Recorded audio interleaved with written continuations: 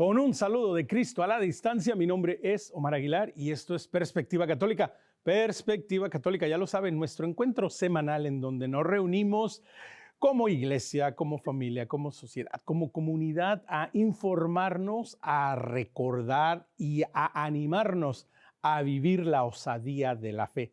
Ese es el tema del día de hoy. Hoy estaremos conociendo la vida y los tiempos del beato Anacleto González Flores, que en este 2006 comienza en México la conmemoración, el recuerdo de la epopeya mexicana de la persecución religiosa, la conocida cristiada. Y una de las figuras centrales de todo esto fue el beato Anacleto González. Para esto vamos a irnos hasta Texas para darle la bienvenida al padre Rafael Becerra. Padre, bienvenido a Perspectiva Católica. ¿Qué tal? ¿Cómo está, padre? ¿Qué tal, Omar? Qué gusto saludarte, qué gusto saludar a todo tu auditorio de Perspectiva Católica. Como siempre, un gusto estar en tu programa y poder dialogar sobre la fe y sobre la osadía cristiana que tanta falta nos hace en este 2026 que comenzamos con toda la alegría, con toda la energía y sobre todo estaremos celebrando muy pronto los 100 años del testimonio y la osadía de muchos mexicanos que se atrevieron a ser osados, a arriesgarlo todo y a dar su vida por defender a su Dios, a su fe y a su patria. Exactamente, y como decíamos, nos estaremos centrando en la figura del beato Anacleto González. Porque en enero, aquí en EWTN Español, ustedes estarán y podrán disfrutar de una serie de 5 capítulos hablándonos más en detalle, más en profundidad de la vida, de los tiempos del beato Anacleto.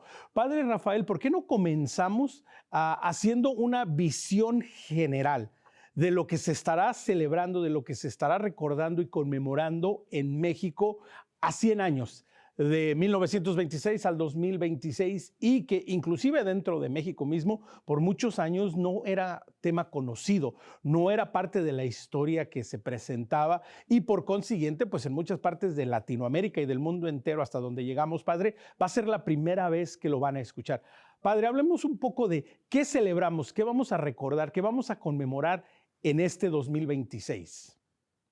Sí, Omar, quizás muchas personas en el mundo y en México en generaciones recientes no tengan idea de esto que ha sucedido en México, pero desde la independencia de México y más hacia 1800, hacia mediados y finales de 1800, comenzó a haber de manera institucional una persecución religiosa hacia los católicos, que fue haciendo que se cada vez más fuerte y más fuerte y más fuerte, hasta que llegó el presidente Plutarco Elías Calles al poder en México y entonces puso en práctica un artículo que ya estaba en la Constitución de 1917, era el artículo 130, lo reglamentó y este artículo limitaba el número de sacerdotes que podían oficiar en México, pedía que todos los sacerdotes se registraran frente al gobierno, es decir, el gobierno tenía que darle permiso a los ministros de culto, a los sacerdotes católicos, y luego este reglamento prohibía que se ejerciera el culto público en las calles y entonces en la vía pública. Entonces los católicos se veían muy limitados para ejercer, para vivir su fe, como hoy lo tenemos en la mayoría de los países, somos libres para expresar nuestra fe. Y entonces muchos católicos organizados decidieron hacer frente a este ataque del gobierno que se puso en marcha de manera institucional el 1 de agosto de 1926 y los laicos mexicanos jugaron un papel fundamental y a partir de eso, como ellos comenzaron a defender su fe, el gobierno comenzó a matarlos, a asesinarlos, a martirizarlos solamente por el simple hecho de ser católicos. Si lo vemos en perspectiva, a 100 años, uno se preguntaría hoy, ¿con qué derecho tiene el gobierno de perseguir, asesinar, martirizar a los laicos solamente por ser católicos, solamente por querer vivir su fe libremente? Esto es lo que vamos a celebrar a 100 años, que muchos mexicanos laicos decidieron entregar su vida por amor a su Dios, por amor a Cristo Rey, por amor a María de Guadalupe y por amor a su iglesia. Padre, dentro de este contexto también se va sucediendo algo muy interesante. Estamos a principios del siglo XX en México, pero en el mundo entero y dentro de la iglesia se está empezando a germinar la semilla de la doctrina social de la iglesia, ¿no? A partir del Papa León XIII, de sus encíclicas, de la respuesta que la iglesia busca dar a las nuevas sociedades, al mundo moderno, la máquina de vapor, las empresas, todo esto que cambia la dinámica de la sociedad, de las ciudades, de los países. Padre, también está este contexto en donde el laico católico de principios del siglo XX en México y en otras partes del mundo era un laico que estaba informado, que es lo que le permite involucrarse, y ya iremos viendo el contexto. Pero padre, también hablemos un poco de esto, de que estamos hablando de los albores, los nacimientos de la doctrina social de la iglesia, como la conocemos hoy en día, pero que el laico, el de a pie, el católico, tenía un cierto conocimiento de esto, ¿no? Sí, fíjate, este tema es sumamente importante porque así como lo dices tú, estábamos hacia ese momento en la revolución industrial, estaba en su pleno auge, viniendo de un sistema feudalista hacia un nuevo mundo. Y el Papa León XIII ha escrito en 1891 la Rerum Novarum, que tiene un eco profundísimo en Guadalajara, Jalisco, México.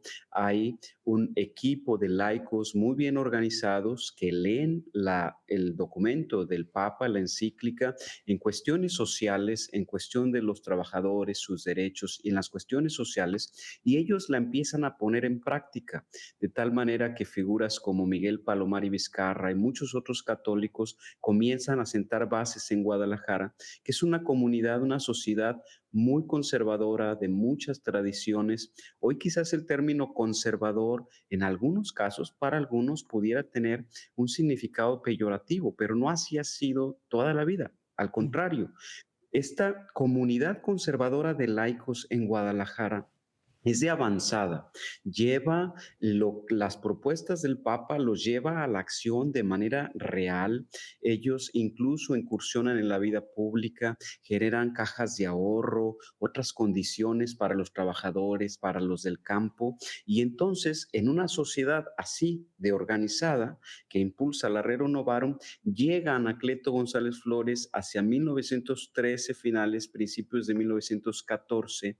Él había estado en San Juan de los Lagos como seminarista en la diócesis ahora de San Juan de los Lagos, había estudiado 5 años ya filosofía ahí, humanidades, y entonces llega a Guadalajara con esta base de organización social, y eso le permite a él, con esta gran visión que él tiene, con esta gran capacidad organizativa, le permite convertirse en el gran líder de los católicos de Jalisco, precisamente utilizando la Rerum Novarum como su base para organizar a los católicos en Jalisco, y luego lo haría después en México. Pero la Rerum Novarum tiene un papel fundamental. Imagínate que en Jalisco, gracias a la Rerum Novarum, hubo algunos laicos que llegaron incluso a ser diputados, lograron a tener gobierno de Jalisco, impulsaron cosas como el límite de horas para los trabajadores, de jornadas laborales de 8 horas al día, un día de descanso por lo menos, jornadas de 40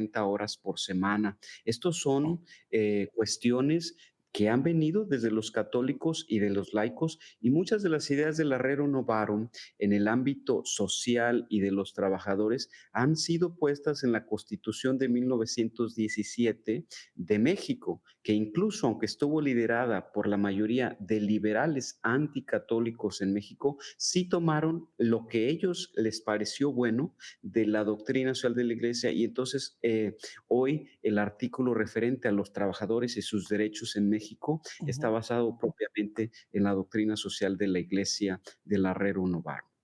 Y que esto nos trae a colación, padre, la importancia, ¿no? De que no solo estamos recordando y conmemorando 100 años de la persecución religiosa, del rol que ya iremos entrando un poco más, ¿verdad? Del beato Anacleto González y todos otros tantos mártires conocidos y no conocidos, que dieron su vida, literalmente, que entregaron su vida para defender la fe, para defender al pueblo de Dios, todas estas cosas. Pero también, padre, esto conlleva un reto para el católico, para el laico del siglo XXI, ¿no? De que podemos voltear y ver hace 100 años el laico leía las encíclicas del Santo Padre, el laico conocía su fe y que bueno, ahora lo vemos, Padre, que parece un poco irónico. Hoy que tenemos más acceso a la formación y a la información, parece, Padre, que por un lado precisamente es lo que más carecemos, ¿no? Formación y conocimiento, Padre.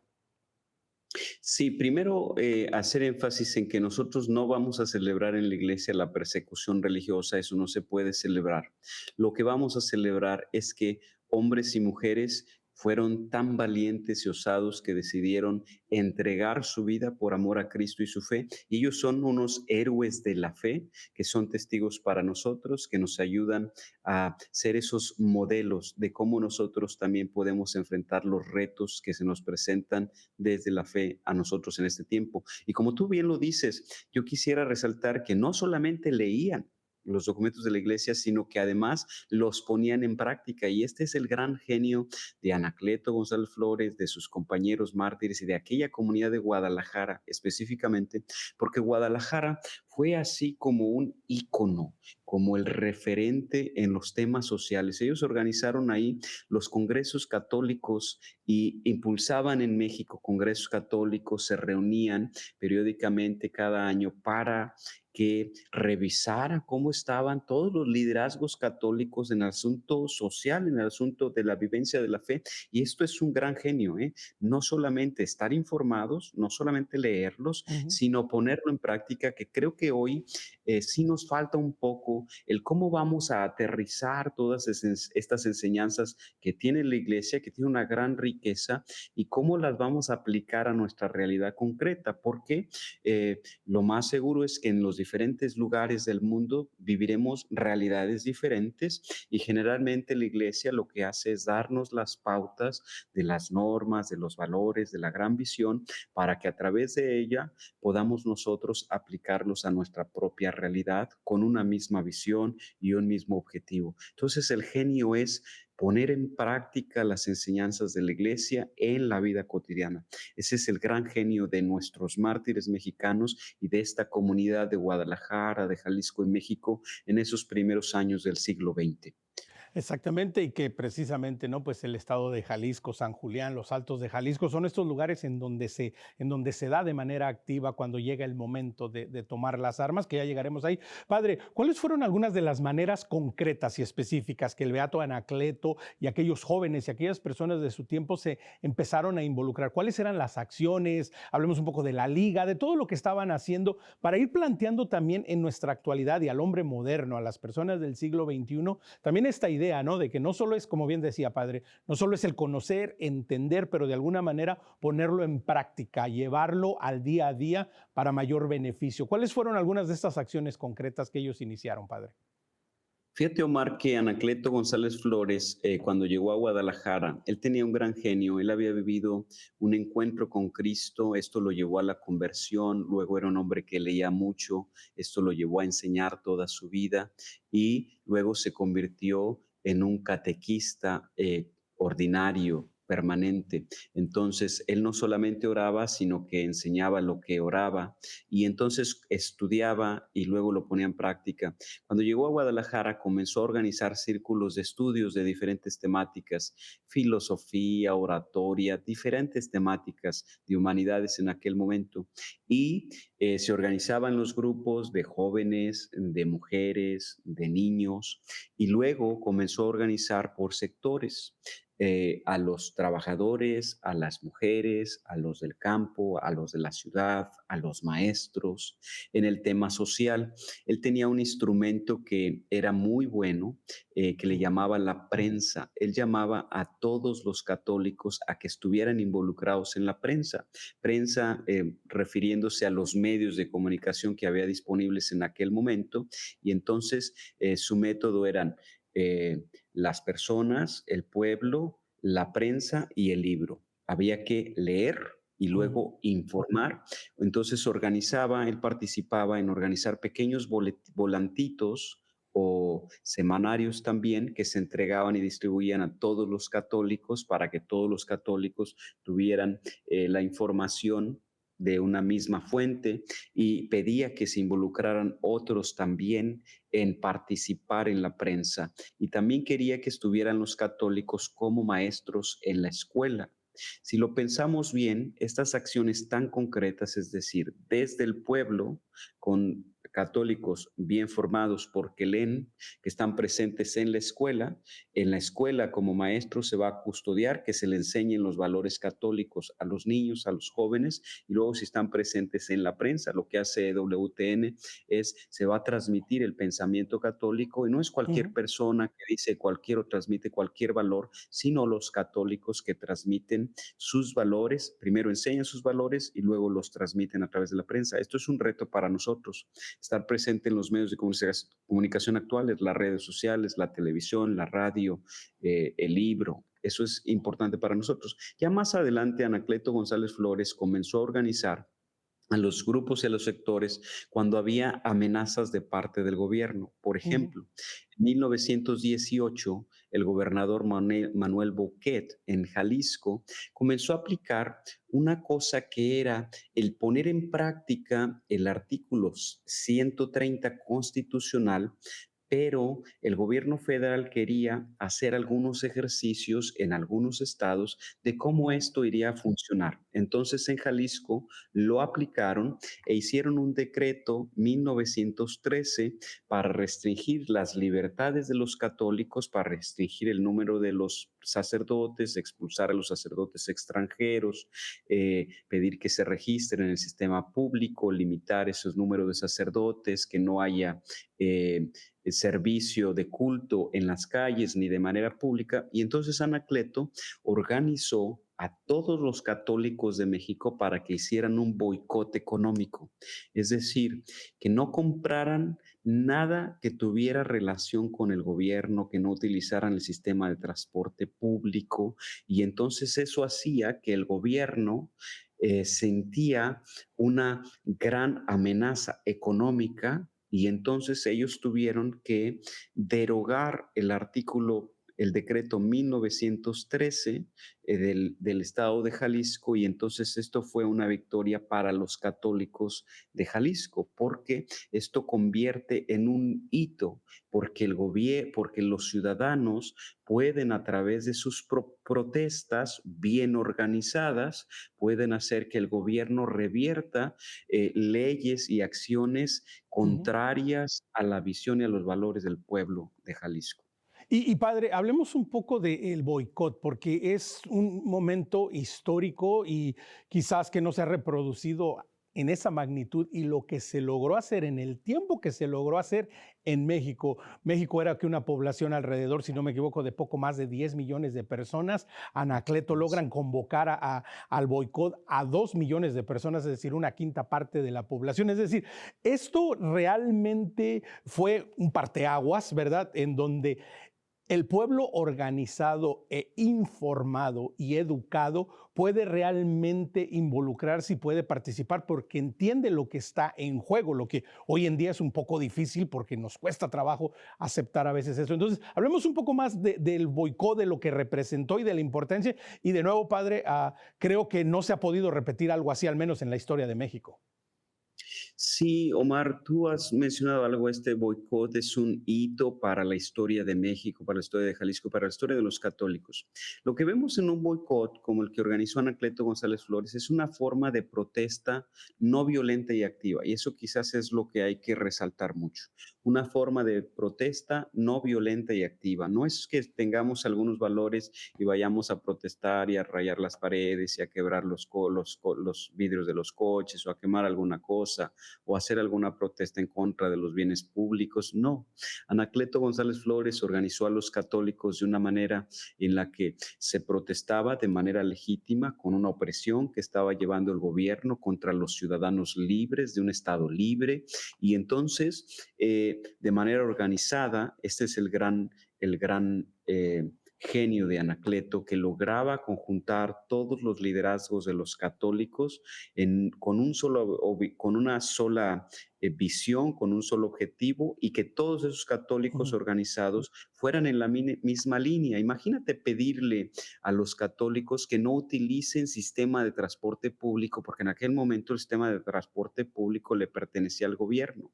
Y eso significaba un luto para los católicos, es decir, ellos sacrificaban no solamente poco, sacrificaban mucho y no había que usar las empresas que tuviera el gobierno si tenían, por ejemplo, lugares de consumo en donde vendieran algún producto de algún bien que fuera de consumo para la sociedad de aquel momento, no los utilizaban. Y eso significaba sacrificar su día a día de aquellos católicos. Entonces, primero, Anacleto los formaba, los informaba y luego los organizaba. Y entonces todos, yo pudiera decir en este momento que eran humildes para decir, él es ujú. el líder, sí tiene sentido esto que nos está proponiendo, vamos todos a ir en ese sentido. Y la comunidad completa vivía este boicot. Entonces, cuando el gobierno se veía limitado con sus ingresos, esto logró hacer que cambiara de opinión. Claro que luego el gobernador Manuel Bouquet haría su informe de gobierno y en su informe de gobierno él hace un análisis y dice, nosotros tuvimos que desistir en ese decreto porque las condiciones no estaban dadas y vimos que no era tan oportuno. Por supuesto que no, por supuesto que los católicos hicieron que el gobierno tuviera que derogar ese decreto para que porque se veían muy limitados en sus ingresos y el gobierno vive de los ingresos de los ciudadanos, de los contribuyentes. Y entonces, al ver limitadas las arcas de sus ingresos, ellos decidieron cambiar su opinión. Y creo que esto nos da esperanza de que los católicos organizados podemos hacer nuestros valores que se respeten siempre y cuando tengamos una muy buena organización, siempre y cuando seamos humildes para sacrificarnos un poco, para poder ponernos en la misma línea y caminar juntos hacia un mismo objetivo. Esto es muy realizable hoy, por supuesto. Quizás hoy las condiciones que hay en el mundo y en los gobiernos son un poco de más libertades o de libertades enfocadas de una manera diferente, pero también se ven amenazadas muchas garantías y muchos derechos de los individuos y sobre todo de los católicos que se puede uno organizar, por ejemplo, cuando se ven atacadas el derecho de los niños por nacer, el de Ujú. el atrocidad que se comete al abortar de manera sistemática, promovida, organizada. Los católicos, aunque hay muchos esfuerzos, podríamos organizarnos todos con el ejemplo de estos mártires para que pudiéramos lograr cosas mucho más eficaces para que se erradique, por ejemplo, el aborto en el mundo. Y podemos hablar, ¿verdad?, de la justicia social, de la igualdad, la defensa de los verdaderos derechos humanos. Padre, pero en todo esto, mientras te escuchamos, Padre, podemos ir notando a una palabra muy importante. Hay un verdadero sentido de responsabilidad en el Beato Anacleto, en aquellos que colaboran con él, en una visión y misión conjunta, ¿verdad? Que los católicos de aquel tiempo, de aquellos inicios del siglo XX en México, en el estado de Jalisco, en el centro del país, veían y entendían este sentido de responsabilidad, que también puede ser un reto para nuestro tiempo moderno, ir comparando, no ir viendo aquellos inicios, este siglo XXI, lo que podemos aprender, lo que podemos imitar. Y Padre, dentro de esto hablemos también un poco de ese sentido de responsabilidad que te escuchamos, escuchamos la historia que nos estás contando y no puedo dejar de pensar en esa palabra. Es que Omar, Anacleto González Flores es un hombre muy visionario, es un hombre es un mexicano universal que conoce de cultura universal, que conoce el gran papel que juega y la gran responsabilidad que se tiene de vivir aquí y ahora, no anclados en el pasado, no soñando con el futuro. Claro, en el presente tenemos una gran responsabilidad y él asume su responsabilidad y es entendible. Es un muchacho que viene de una familia de 12 hermanos, que desde pequeño tiene que trabajar vendiendo rebozos, va al seminario a los 20 años, la mayoría de sus compañeros eran más chicos, por ejemplo, Santo Toribio Romo tenía 12 12 años cuando ingresó al seminario. Anacleto comparte con él quizás unos meses en el seminario, ya de 25 años, y es un hombre maduro que asume la responsabilidad desde el seminario. Cuando era seminarista le apodan el maestro y él asume la responsabilidad de enseñar a otros. Cuando faltaba algún maestro les enseñaba. Luego forma un pequeño grupo ahí en San Juan de los Lagos, en el barrio de la Sangre de Cristo. Le llamaba la Falange de la Patria. Juntaba al menos unos 100 muchachos donde les ayudaba a formarlos, a entrenarlos para defender a Dios y a la patria. Es decir, él se da cuenta, es un gran Ujú. analizador, se da cuenta de la realidad, se da cuenta que él tiene que hacer algo por esa realidad, porque esa realidad sea mucho mejor, y por supuesto que lo hace bien. Es un abogado brillante, se casa, tiene 2 hijos, y entonces él asume su responsabilidad como esposo, como padre de familia, como un laico comprometido, pero además como un ciudadano con responsabilidad hacia su patria, hacia su nación, porque quiere que haya un México libre de la opresión, y entonces esta responsabilidad que tiene lo lleva a tomar acciones concretas y consecutivas. Si tuviéramos que describir a Ujú. Anacleto González Flores en una sola palabra, tendríamos que decir un hombre congruente, un hombre de una sola pieza que vive lo que cree y lo que proclama. Es decir, lo lleva hasta sus últimas consecuencias, y esto por supuesto que lo hace con una responsabilidad profunda, sabiendo que a él le toca hacer algo para su presente y para las futuras generaciones, para que se pueda vivir un México de libertades y un catolicismo libre y pleno, que es lo que quiere. Al final de todo, él quiere que Cristo reine en el corazón de todos. Y que precisamente nos lleva a entender que este contexto histórico es un contexto totalmente anticatólico. Es decir, era sesgar la fe, era limitar las libertades religiosas, las libertades de expresión en público, de diferentes maneras, que precisamente no llevará precisamente a ese 1 de agosto de 1926, en donde la iglesia en México, pues de alguna manera cierra sus puertas, es el culto y todo esto.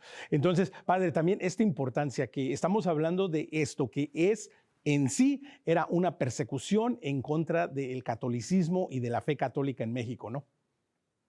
Sí, lo sabemos desde las leyes de reforma con Benito Juárez. Benito Juárez es un masón del grado 33 que odia la iglesia, hace algo que por una parte es buena y por otra parte no lo fue. Él separa los bienes, separa la iglesia del Estado. Eso es una cosa buena que se propone desde la Ciudad de Dios en San Agustín, y que la iglesia lo ha tenido presente siempre, una separación de la iglesia del Estado.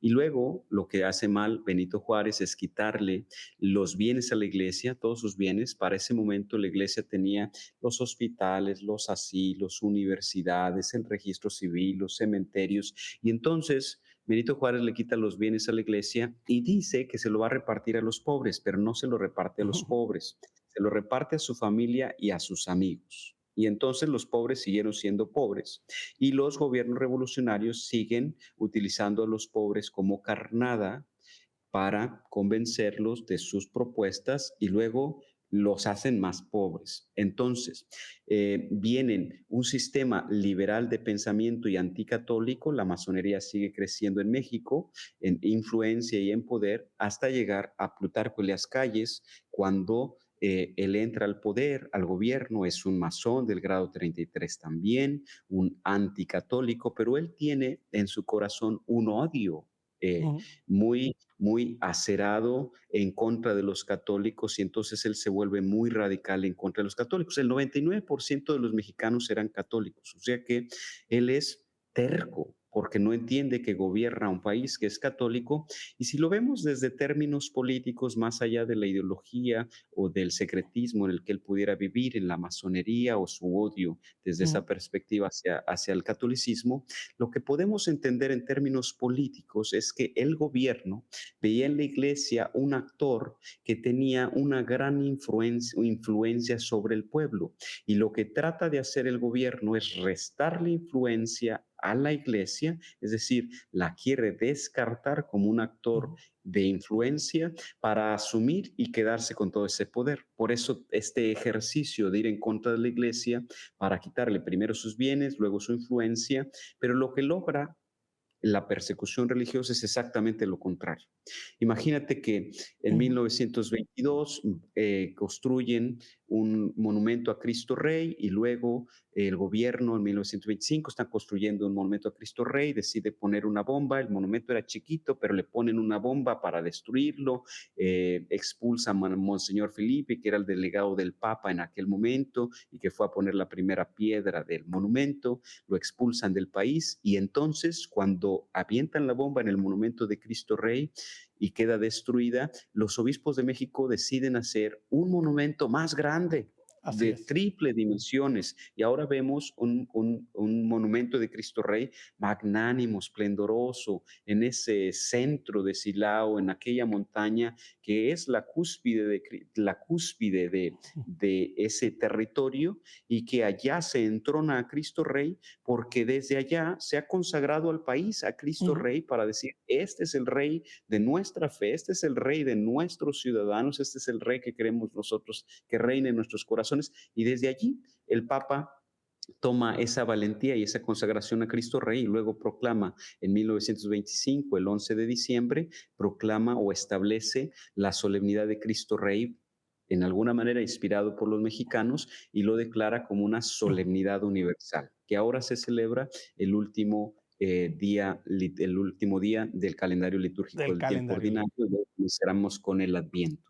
Así es, estamos teniendo una conversación con el padre Rafael Becerra, conociendo un poco más la osadía de la fe de manera particular, enfocándonos un poco en el beato Anacleto González Flores. Y recuerde que en EWTN este 26 de enero del 2026 se lanzará este documental de 5 capítulos. Estén atentos a ewtn.com/ES de español para conocer más de la vida, los tiempos y la obra del beato Anacleto González Flores. Vamos a tomar una pausa, pero recuerde, quiere conectar con nosotros, escríbanos a nuestro correo electrónico perspectiva@ewtn.com. Como siempre, los 3 favores en Facebook y en Instagram. Dele like, síganos y compartan nuestro contenido. Nos encuentra como Perspectiva EWTN y en el podcast estamos en Spotify. A todos aquellos que nos están escuchando en el podcast, gracias mil. Nos encuentra como Perspectiva Católica. No se vaya, volvemos en unos instantes.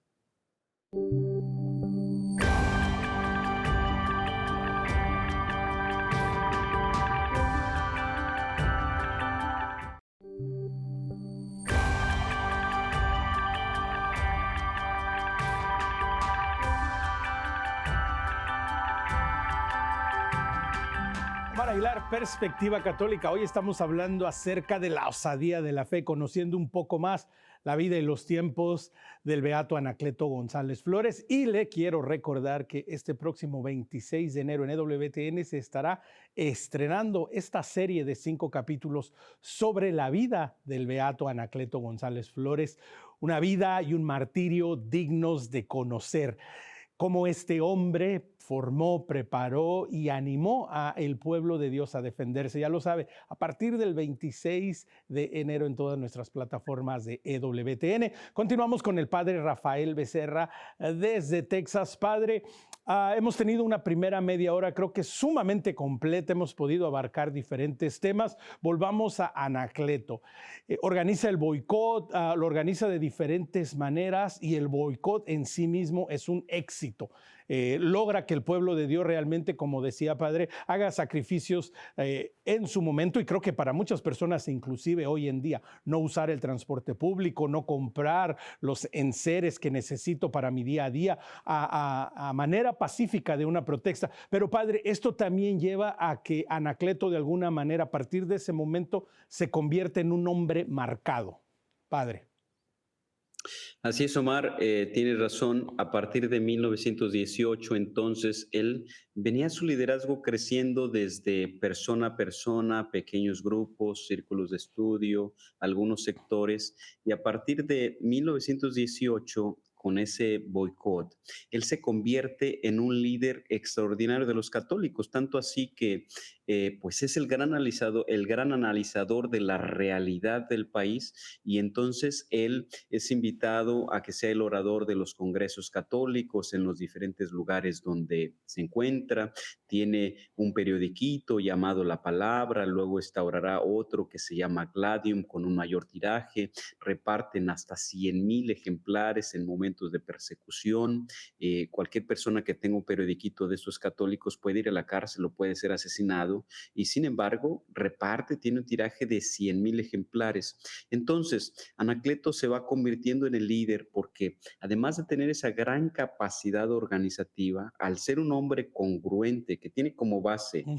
al pueblo, el libro, la catequesis y la prensa, entonces logra generar una sinergia y una dinámica extraordinaria en Jalisco. Hay algunos datos, algunas narraciones de mujeres que van a escuchar a Anacleto González Flores. Había un teatro Tabaret, que al Anacleto González Flores lo invitaban, iba a dar alguna oratoria, alguna charla, y entonces era tan emotivo, tan enérgico, tan congruente su palabra, dice algún escritor, porque todas sus palabras estaban basadas en un cúmulo de hechos, es decir, no eran palabras huecas, sino eran palabras que estaban basadas en acciones concretas. Y entonces las mujeres aquellas, hay algunas narraciones que dicen, Ujú. cuando va uno al Teatro Tabaret a escuchar al maestro, porque así lo conocen en Guadalajara y en México, cuando va uno a escuchar al maestro, sale una con ganas hasta que la maten por dar su vida a su fe, no en sentido peyorativo, sino de la emoción, el Ujú. entusiasmo, lo que era capaz de transmitir este gran organizador del pueblo mexicano. Y a partir de allí, se convierte en este gran líder, entonces va generando una sinergia y luego forma él una agrupación que puede ser un modelo extraordinario y que cualquier país, cualquier estado, cualquier ciudad envidiaría hoy en el 2026 esta capacidad organizativa. Se llamaba la Unión Popular, que le pudiéramos llamar el esplendor de la capacidad organizativa y de liderazgo del maestro Anacleto González Flores. Era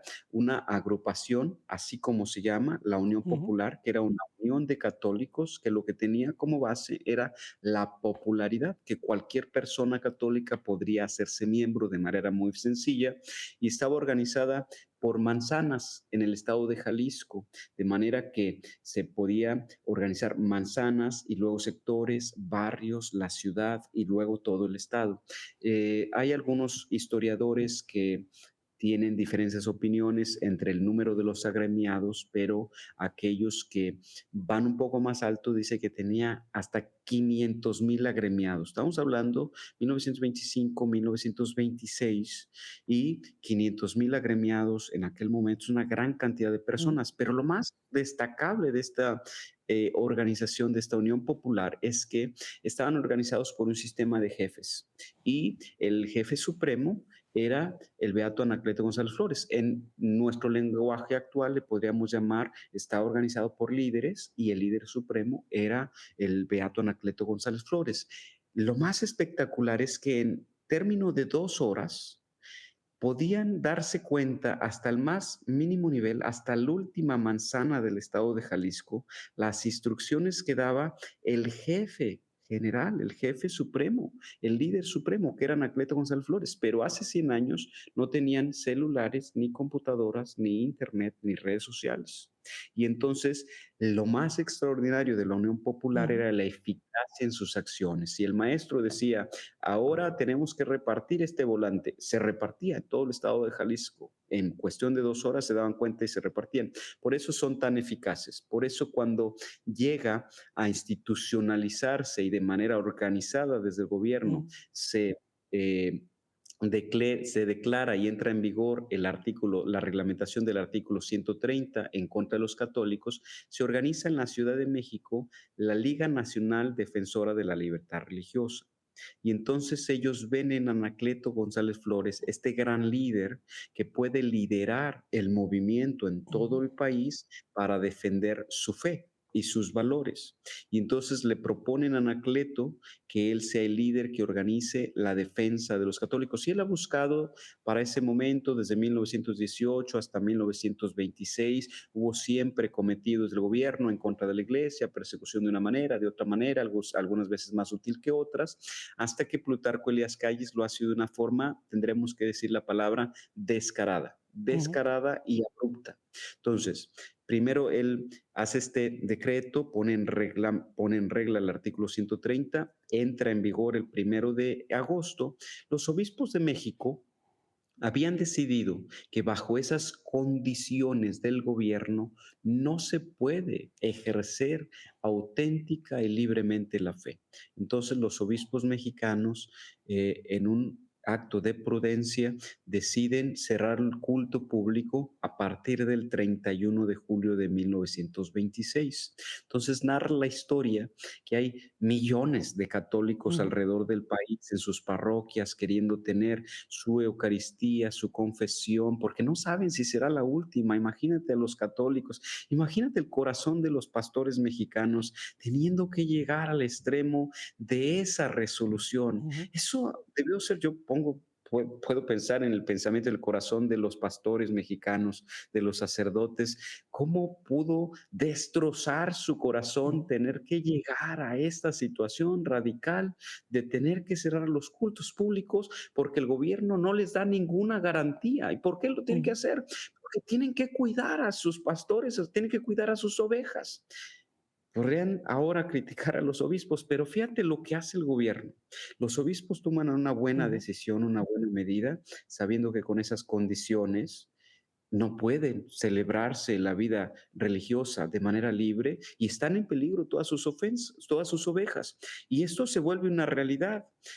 En privado, en secreto, se llevan ujú, algunas pequeñas misas, algunas celebraciones, algunas confirmaciones, algunos matrimonios, y allí va el gobierno y allí va y toma presos a los sacerdotes, a las personas que están allí por hacer ese acto y los cuelgan en los árboles y los matan y los martirizan. El gobierno va a las iglesias y las toma, las convierte en ujú, establos, destruye las imágenes, destruye los vasos sagrados. O sea que los obispos mexicanos, hoy alguien podría criticarlos, pero deberíamos de ir a conocer su corazón. Los obispos mexicanos quizás hicieron lo más sensato y si hubieran dejado abiertos los templos, hubieran puesto en peligro a todos los católicos que van ahí y entonces hubiera sido una masacre, hubiera sido un genocidio para todos los católicos. Anacleto entonces, desde aquello que le propone la Liga Nacional Defensora de la Libertad Religiosa de ser el líder, él ujú, sigue con su visión de ser no violento, pero activo, una protesta no violenta y activa. Y entonces organiza a los laicos mexicanos para que defiendan su fe desde ujú. una perspectiva de laicos y entonces defiendan lo que son en contra del gobierno que los oprime. Pero ¿cómo se van a defender si el gobierno trae armas, si el gobierno Ujú, trae rifles, si el ejército mexicano, los soldados, la policía secreta va a los rincones, a las casas, a los pequeños así pueblos, es. al campo, a las iglesias, a matarlos, a perseguirlos? ¿Cómo se pueden defender? Pues la única forma es que algunos tomen las armas. Los caballeros de Colón de los Estados Unidos proporcionan una gran ayuda, mucho parque, alguna apoyos económicos y entonces algunos laicos toman las armas no para asesinar, no para acabar con el gobierno, para Ujú, defenderse de aquellos que vienen a querer matar a su familia, para defenderse de aquellos que quieren venir a matar a su pastor, a su párroco, a su sacerdote. Y entonces, bajo esas condiciones, en algún momento de estos 3 años de persecución, desde 1926 a 1929, habría condiciones para lo que es llamado una guerra justa. Eso ujú, se puede evaluar de diferentes aspectos, pero no es el tema de hoy. El tema de hoy es el liderazgo de Anacleto que correcto. logró hacer que sus contemporáneos laicos tuvieran el gran valor de estar organizados para defender su fe contra el ataque y la Ujú, opresión del gobierno que los atacaba con armas. Imagínate nada más, Omar, que un día Anacleto González Flores, invitó a sus amigos más cercanos, los llevó a la Ujú, azotea de la casa y les dijo lo siguiente, algo como lo siguiente: lo que está por vivir México es un verdadero circo romano. Dispuestos hemos de estar a dar nuestra sangre para rescatar a México. No hay otra forma de rescatar nuestra fe y nuestro país. Se refiere, por supuesto, a ujú. la opresión del tirano que los oprime, que los está matando, que los va a matar solamente por el hecho de ser católicos. Y entonces le propone a este grupo de 7 amigos cercanos: hemos dispuestos de estar, de hacer un pacto, y si me preguntan cómo quiero que Ujú. firmemos este pacto, con tu sangre. Y lo que va a hacer este pacto, les pido que estés dispuesto a dar tu sangre para salvar a México. Y hoy tenemos 38 mártires Ujú. mexicanos y muchos de ellos relacionados de manera directa con el beato Anacleto González Flores o por inspiración de Anacleto González Flores, como es el caso de Joselito. Él se Así es. inspiró en la tumba de Anacleto González Flores para querer Sí. participar como cristero. Y Y padre, entonces, y padre, y todo esto que nos estás compartiendo lo tenemos que poner en el contexto que nos ayude a entenderlo hoy en día, porque por una parte nos cuentas esta epopeya, esta historia que es inspiradora, ¿no? Que es animadora, lo que el beato Anacleto lograba producir con su conocimiento, con su conversión, como dices, padre, con su congruencia y con la responsabilidad que animaba a las personas, como decían las mujeres, ¿no? Pues hasta le dan ganas a uno de dar la vida porque escuchaba y veía la congruencia. Lo lleva a organizar, a decirle a sus amigos íntimos y por consiguiente, ¿no? En esta maravillosa organización y manera de trabajar, pues claro que era un mensaje que se replicaba y que se repetía y que más personas se enteraban de lo que se requería, pero que al final es una invitación y es un reto a todas las personas de todos los tiempos, en cada circunstancia, de cómo vamos a defender nuestra fe.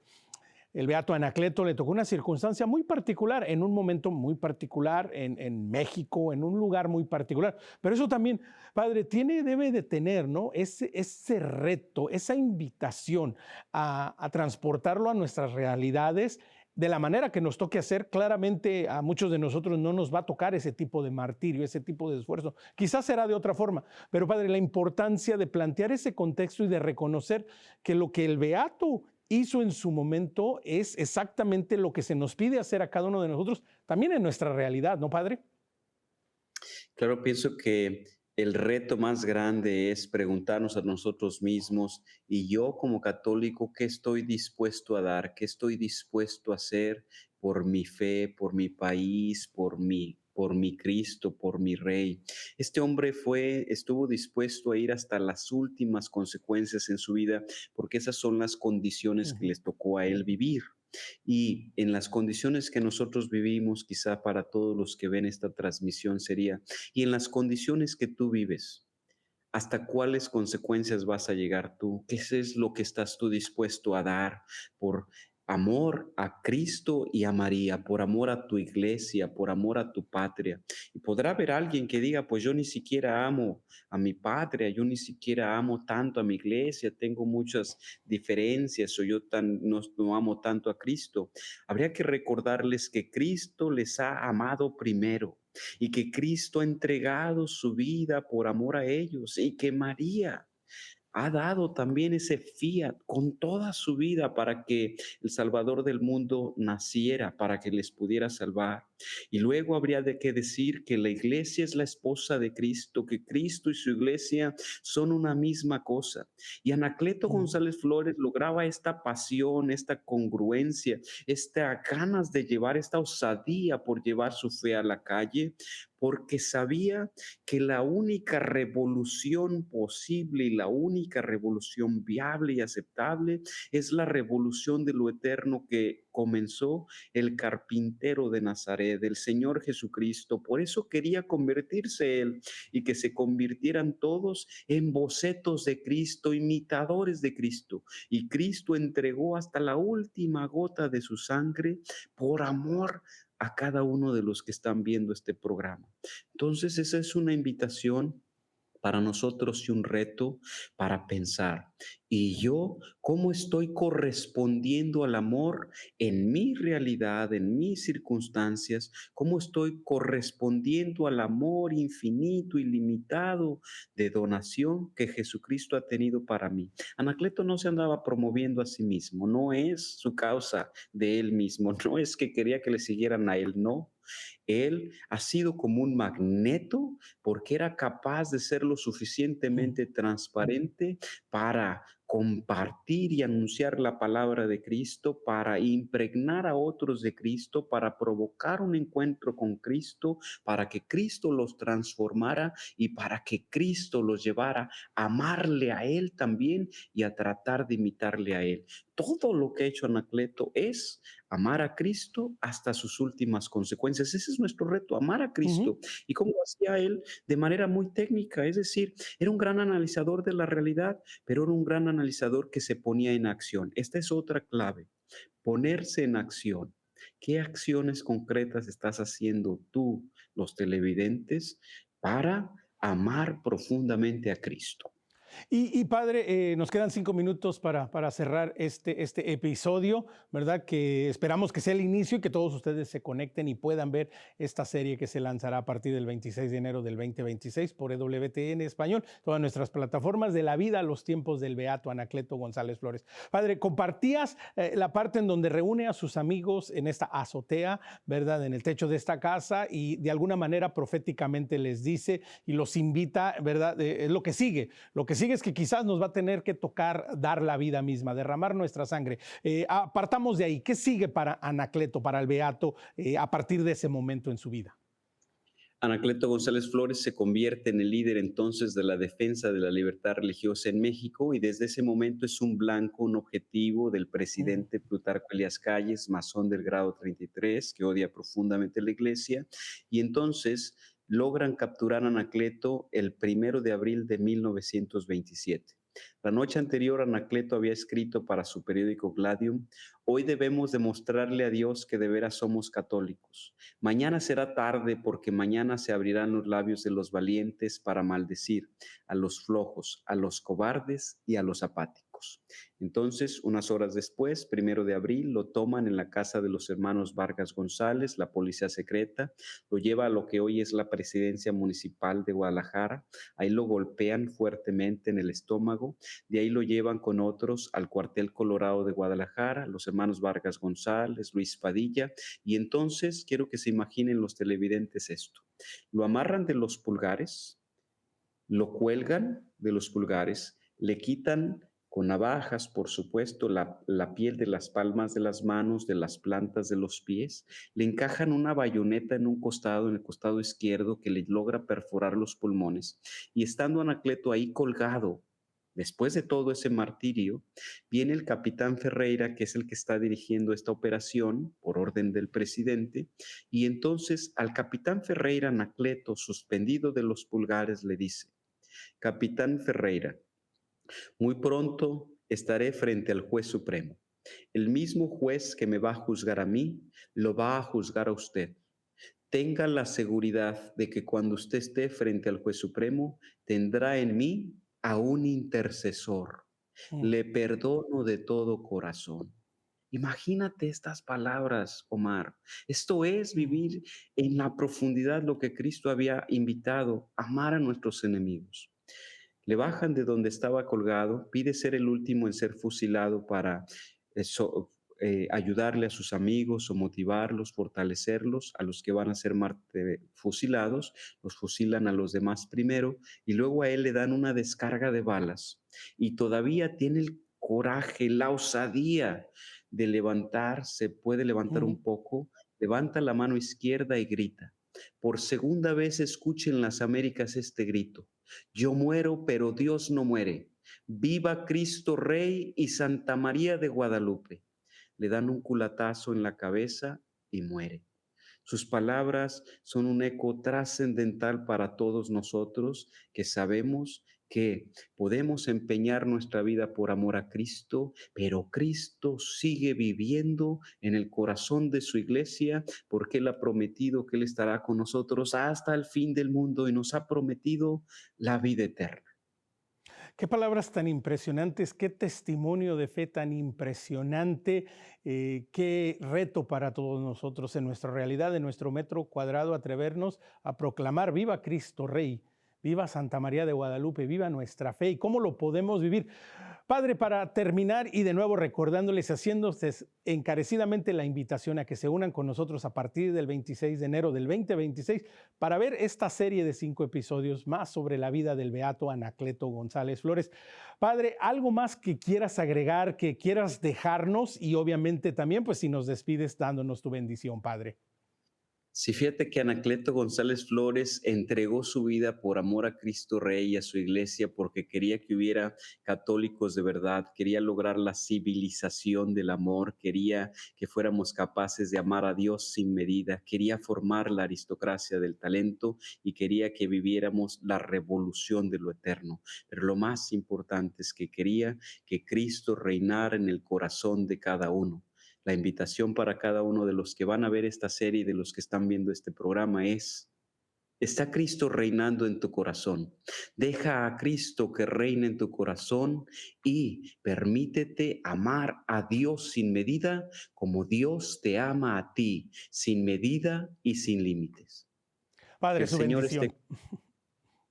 y la bendición de Dios Todopoderoso, Padre, Hijo y Espíritu Santo, descienda sobre ustedes y permanezca para siempre. Amén.